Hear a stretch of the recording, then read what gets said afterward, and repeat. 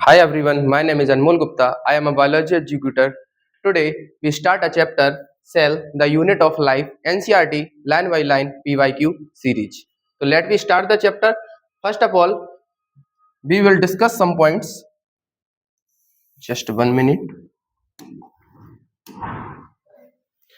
जैसे कि आपको पता है cell the unit of life, इस चैप्टर्स में 2010 से 2024 के बीच में ये देखिए भर भर के क्वेश्चन आए हुए हैं।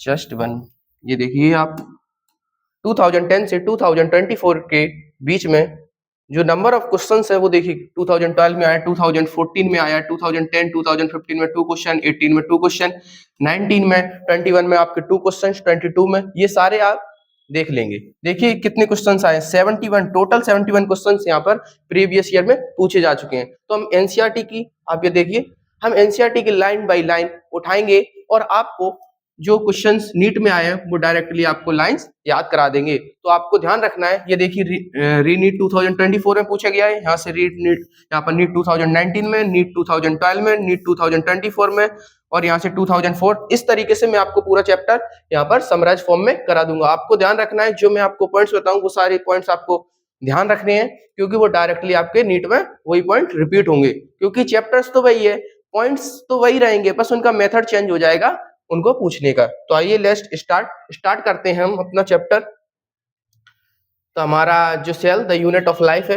आपको पता है cell is a fundamental structural and functional unit of life होती है।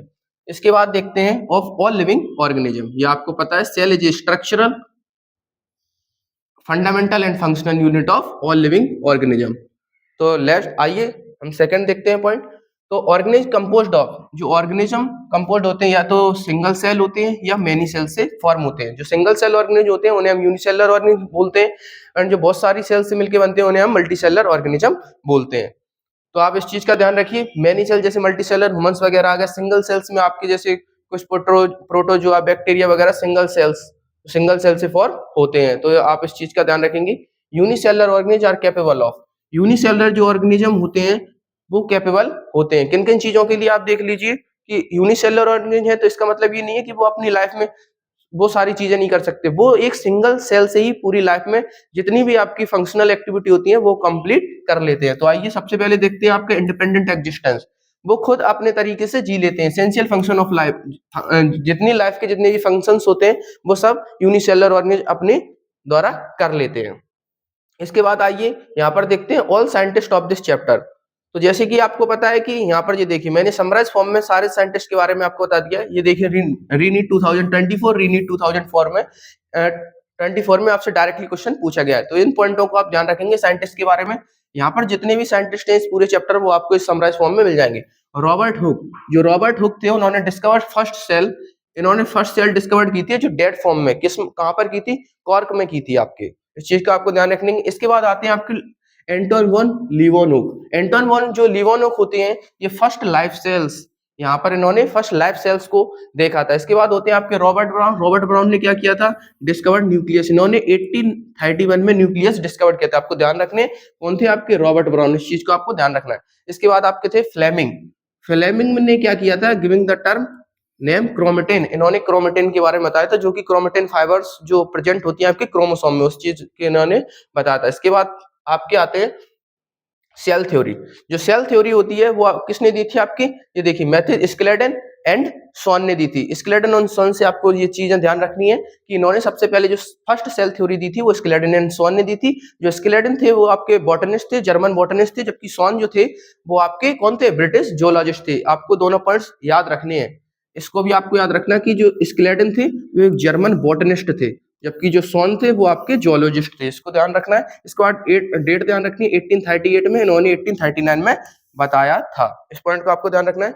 और जो इन्होंने जो सेल थ्योरी दी थी उसको रिफॉर्म जो किया था वो रॉडल्फ विर्चू ने किया था। इन्होंने बताया था ओमनी सेल्ला ई सेल्ला, जो सेल थ्योरी प्रपोज की थी आपकी स्केलेटन एंड सॉन ने, इन्होंने ये नहीं बताया था, इन्होंने ये नहीं बता पाया था कि जो सेल्स होती हैं वो बनती कैसे हैं। तो इसके बारे में इन्होंने बताया रॉडल्फ विर्चू ने, ओमनी सेल्ला ई सेल्ला की जो सेल्स होती हैं वो अपनी प्री एग्जिस्टिंग सेल से फॉर्म होती हैं। इसके बाद हम नेक्स्ट देखते हैं सिंगर एंड निकोलसन के बारे में। इन्होंने फ्लूइड मोजेक मॉडल दिया था, आपको ध्यान रखना है, सिंगर एंड निकोलसन, जो कि सेल मेम्ब्रेन, प्लाज्मा मेम्ब्रेन के बारे में हमें बताता है, जो फ्लूइड मोजेक मॉडल, इसको ध्यान रखिए, सिंगल एंड निकोलसन ने दिया था, सबसे बेस्ट मेथड दिया था। इसके बाद था आपका कैम्लियो गैल्गी, जो कैम्लियो गैल्गी जो थे, इन्होंने गोल्गी बॉडीज के बारे में बताया था, जो कि आपकी ग्लाइकोप्रोटीन एंड ग्लाइकोलिपिड्स का फॉर्मेशन करती हैं। ये देखिए रीनीट 2024 में यहाँ से क्वेश्चन आया। इसके बाद थे आपके जॉर्ज पैलेट, पैलेट से आपको ध्यान रखना है, इन्होंने राइबोसोम दिया था। ये सारे आपके साइंटिस्ट के बारे में हो गए। आइए नेक्स्ट देखते हैं, आपको ध्यान रखने सारी चीजें। नेक्स्ट देखते हैं कि न्यूक्लियर मेम्ब्रेन, जिसमें न्यूक्लियर मेम्ब्रेन एब्सेंट होती है वो आपके होते हैं आपके प्रोकैरियोटिक सेल्स होते हैं, जिनमें न्यूक्लियर मेम्ब्रेन प्रेजेंट होती है वो होते हैं आपके यूकैरियोटिक ऑर्गेनिज्म। प्रोकैरियोटिक ऑर्गेनिज्म होते हैं, इनमें प्रिमिटिव टाइप ऑफ डीएनए होता है। न्यूक्लियर और जो ये आपका यूकैरियोटिक सेल्स होती है, यहाँ पर हर ऑर्गन जो होते हैं वो उनमें सेल एनवेलप प्रेजेंट होता है, जबकि प्रोकैरियोटिक ऑर्गेनिज्म होते हैं उनमें सेल एनवेलप प्रेजेंट नहीं होता। कुछ ऑर्गेनिज्म ऐसे होते हैं जिनमें जो यूकैरियोटिक होने के बाद भी या प्रोकैरियोटिक दोनों में सेल एनवेलप प्रेजेंट नहीं होता। कुछ ऐसे हैं आपके राइबोसोम, आगे हम चीजें देखेंगे। ये चीजें मैंने आपको बता दी, न्यूक्लियर मेम्ब्रेन जिनमें एब्सेंट होती है वो होते हैं आपके प्रोकैरियोटिक सेल्स, जिनमें प्रेजेंट होती है वो होते हैं आपके यूकैरियोटिक सेल्स। इस चीज को आपको ध्यान रखेंगे। नीट 2015 में क्वेश्चन आया, ये देखिए नीट 2015, 12, ये आपका बेस्ट बहुत इंपॉर्टेंट पॉइंट है, ये वाला आपको पॉइंट ध्यान रखना है। साइटोप्लाज्म जो होता है वो उसी main area of cellular activities बोलते हैं। ज्यादा जितनी भी सेलुलर एक्टिविटीज होती है वो कहां पर होती है, आपकी साइटोप्लाज्म में।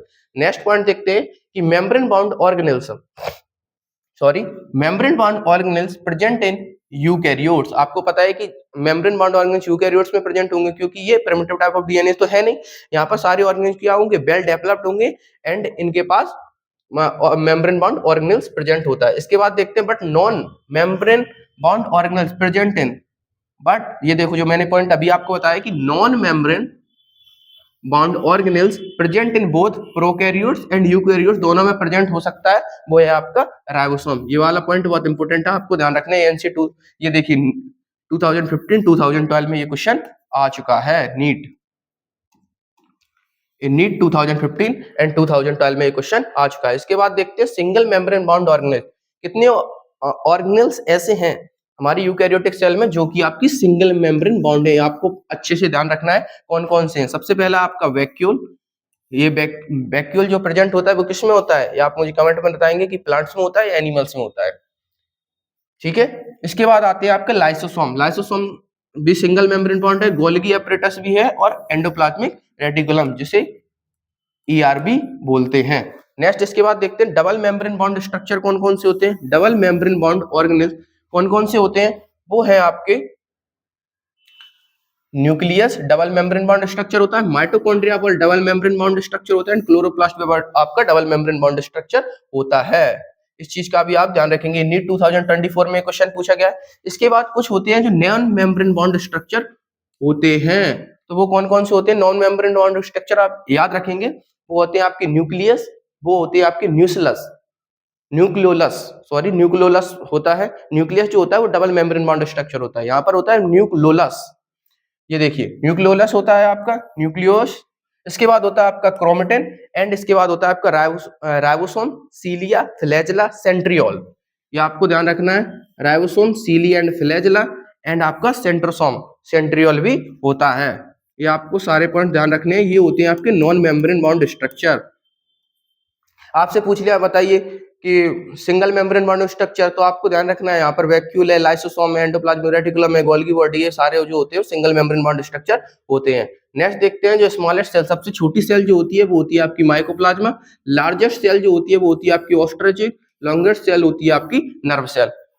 अब देख लेते हैं इनके साइज के बारे में, तो आइए साइज के बारे में देखते हैं। जस्ट 1 मिनट, इसको रीच कर देते हैं। आइए साइज के बारे में देखते हैं। सबसे पहले आपको ध्यान रखना है वायरस का साइज, छोटे से हम इंक्रीजिंग से डिक्रीजिंग से इंक्रीजिंग की ओर बढ़ रहे हैं, तो सबसे पहले आपको याद रखना है वायरस का साइज। वायरस का जो साइज होता है 0.02 से 0.2 माइक्रोमीटर होता है। ये देखिए वायरस का जो साइज है वो 0.02 से 0.2 माइक्रोमीटर होता है, आपको ध्यान रखना है। इससे बड़ा जो साइज होता है वो माइकोप्लाज्मा का होता है, माइकोप्लाज्मा का 0.3 माइक्रोमीटर। आप मुझे बताएंगे कि माइकोप्लाज्मा जो है वो किस किस किंगडम में आता है, आप ये मुझे बताएंगे किंगडम। उसके बाद इसका बताएंगे कि ये बताइए आप, जैसे मान लीजिए मोनेरा में आता है, प्रोटिस्टा में आता है, फंजाई में आता है, प्लांटिया एनिमेलिया, बताइए माइकोप्लाज्मा किस में आता है, आपसे ये पूछा जा सकता है। इसके फीचर्स बताइए, 3 इंपॉर्टेंट पॉइंट जो मैंने आपको बताए थे वो भी आपको बताना है। तो माइकोप्लाज्मा जो होता है वो मोनेरा में प्रेजेंट, मोनेरा का मेंबर है। और यहाँ पर 3 इंपॉर्टेंट पॉइंट, यहाँ पर ये सबसे स्मॉलेस्ट सेल्स होता है, यहाँ पर विदाउट ऑक्सीजन की ये लिविंग रह सकता है और pathogenic to plant and animals होता है। आपको 3 पॉइंट ध्यान रखने। इसके बाद आपको याद रखना है, इसके बाद जो होता है आपको याद रखना है टिपिकल बैक्टीरिया। टिपिकल बैक्टीरिया का जो साइज होता है 1 to 2 माइक्रोमीटर होता है, ये भी आपको ध्यान रखना है। इसके बाद होता है आपका बैक्टीरिया। बैक्टीरिया का आपको साइज ध्यान रखना है 3 to 5 माइक्रोमीटर। इसके बाद होता है आपका आरबीसी को ध्यान रखना है 7 micrometre in diameter, important point है। इसके बाद टिपिकल यूकैरियोटिक बैक्टीरिया, इसका 10 to 20 माइक्रोमीटर होता है। आपसे पूछ लेंगे, अभी आपसे पूछ ले, जैसे मान लीजिए बैक्टीरिया दे दिया, माइकोप्लाज्मा दे दिया, typical bacteria, typical eukaryotic bacteria, typical bacteria, आप कंफ्यूज हो जाएंगे, आपको पता ही नहीं चलेगा कौन सा साइज जो है इसका कैसा है। तो आपको याद रखना है, सबसे पहला होता है आपका वायरस से जो बड़ा साइज होता है वो होता है आपका माइकोप्लाज्मा से जो बड़ा साइज होता है वो होता है आपका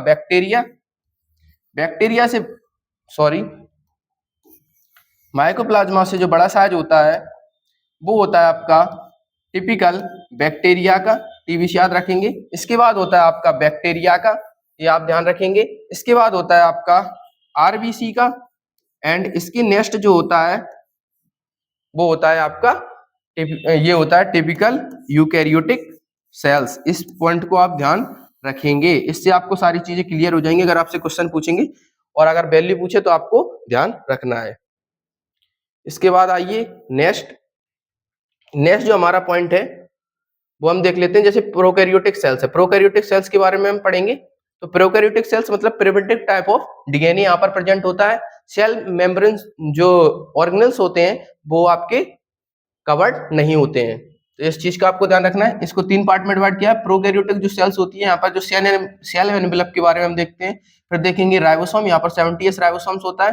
single mRNA connected to small subunits मिलके ये पॉलीसोम्स का फॉर्मेशन करती हैं। यहाँ पर मोर्टल और नॉन मोर्टल्स के बारे में हम देखेंगे। सबसे पहले हम सेल एनवेलप के बारे में देखते हैं। तो फर्स्ट होता है यहाँ पर 3 टाइप्स के सेल एनवेलप प्रेजेंट होते हैं। सबसे पहला होता है आपका ग्लाइकोकैलेक्स, सेकंड होता है आपका सेल वॉल, एंड थर्ड होता है आपका सेल मेम्ब्रेन या प्लाज्मा मेम्ब्रेन। आपको इस चीज का ध्यान रखना है। सबसे फर्स्ट जो होता है आपका ग्लाइकोकैलेक्स, यहाँ पर 2 टाइप के प्रेजेंट होते हैं। लूज शीट अगर आपका प्रेजेंट है तो उसे स्लाइम मोल्ड बोलते हैं, और यहाँ पर टफ लेयर अगर प्रेजेंट है तो उसको कैप्सूल बोलते हैं। ये देखिए, लूज शीट अगर यहाँ पर प्रेजेंट है तो स्लाइम लेयर बोलते हैं, थिक टफ है तो यहाँ पर इसको कैप्सूल बोलते हैं। ये अलग अलग डिफरेंट इनका पोजीशन में प्रेजेंट होता है, थिकनेस भी इसकी अलग अलग होती है। इस पॉइंट को आप ध्यान रखेंगे। इसके बाद होता है आपका सेल मेम्ब्रेन, जो सेल वॉल होती है। इसके बाद होती है आपकी प्लाज्मा मेम्ब्रेन। इसको प्लाज्मा मेम्ब्रेन को हम देखेंगे। तो प्लाज्मा मेम्ब्रेन की अगर बात की जाए तो एक इनफोल्डिंग टाइप स्ट्रक्चर प्रेजेंट होता है इन प्रोकैरियोट्स, उसे हम बोलते हैं मीसोसोम, जो प्लाज्मा मेम्ब्रेन की तरह वर्क करता है। यहाँ पर एक स्पेशल फीचर इसका प्रेजेंट होता है मीसोसोम। जो मीसोसोम होता है वो बहुत सारी चीजों में हेल्प करता है। ये प्लाज्मा मेम्ब्रेन, जैसे जो हायर ऑर्गेनिज होते हैं उनमें आपकी प्लाज्मा मेम्ब्रेन प्रेजेंट होती है। प्लाज्मा मेम्ब्रेन की जस्ट सेम यहाँ पर प्रोकैरियोट सेल्स में मीसोसोम प्रेजेंट होती है, जो कि हेल्प करती है आपकी सेल वॉल फॉर्मेशन। ये देखिए नीट 2014 में ये क्वेश्चन आया है, इसको आपको ध्यान रखना है। सेल वॉल फॉर्मेशन में हेल्प करता है मीसोसोम, डीएनए रेप्लिकेशन होती है, रेस्पिरेशन में हेल्प करता है, सीक्रेशन में हेल्प करता है, एंड इंक्रीज सरफेस एरिया। इस सारी चीजों को आपको ध्यान रखना है कि मीसोसोम किस किस में हेल्प करता है। सेल वॉल फॉर्मेशन में हेल्प करता है, डीएनए रेप्लिकेशन में हेल्प करता है, रेस्पिरेशन में करता है, आपका सीक्रेशन में करता है, इंक्रीज सरफेस एरिया। इन सारी चीजों को आप ध्यान रखेंगे। मीसोसोम जो होता है 3 फॉर्म में प्रेजेंट होता है, वेसिकल्स के फॉर्म में। यहाँ पर 3 पार्ट्स होते हैं, वेसिकल, ट्यूब्यूल्स एंड लैमिना के फॉर्म में। नेक्स्ट हम देखते हैं राइबोसोम। यहाँ पर 70s पॉलीसोम प्रेजेंट होता है। Single unit of mRNA to form a structure is called polysome और पॉलीराइबोसोम। पॉलीसोम एंड इसे पॉलीराइबोसोम भी बोलते हैं, इसको आप ध्यान रखेंगे। पॉलीसोम या पॉलीराइबोसोम भी बोलते हैं, सारी चीजों को आप ध्यान रखेंगे। इसके बाद होता है आपका नेक्स्ट होता है मोर्टल एंड नॉन मोर्टल। यहाँ पर अगर मोर्टल स्ट्रक्चर होगा तो उसे फ्लैजेला बोलते हैं। फ्लैजेला के जो फ्लैजेला जो फॉर्म होता है 3 चीजों से मिलकर बनता है। सबसे पहला होता है आपका filament, hook and basal body का फॉर्मेशन होता है। ये सारी चीजें आप ध्यान रखेंगे। बेसल बॉडी का जो सीलियन, नेक्स्ट हम आगे देखेंगे बेसल बॉडी के बारे में। चलिए नेक्स्ट हम देखते हैं। नेक्स्ट हमारा पॉइंट है प्लाई एंड फिम्बरी। जो प्लाई एंड फिम्बरी होती है आल्सो सरफेस स्ट्रक्चर होते हैं, बट ये मोटिलिटी में हेल्प नहीं करते। मोटिलिटी में आपका फ्लैजेला हेल्प करता है। ये देखिए प्लाई एंड फिम्बरी, उसका आप पॉइंट ध्यान रखेंगे। Pili and fimbriae also surface structure of bacteria, but ये वाला point, they do not play role in mortality. आपको क्वेश्चन स्टेटमेंट दे देंगे pili and fimbriae also help in play in mortality, आपको पता ही नहीं होगा। तो ध्यान रखिए प्लाई एंड फिमरी जो होते हैं ये एक ब्रिस्टल लाइक स्ट्रक्चर, ये प्लाई जो होता है वो elongated ट्यूबुलर स्ट्रक्चर होता है, ये प्रेजेंट होता है made up of special protein, यहाँ पर एक स्पेशल प्रोटीन होती है। वहीं पर जो फिमरी होता है ये ब्रिस्टल लाइक स्ट्रक्चर होता है, ब्रिस्टल लाइक, ये देखिए ब्रिस्टल लाइक स्ट्रक्चर होता है, help bacteria to attach rock in stream and also host tissue, ये रॉक बनाने का काम करता है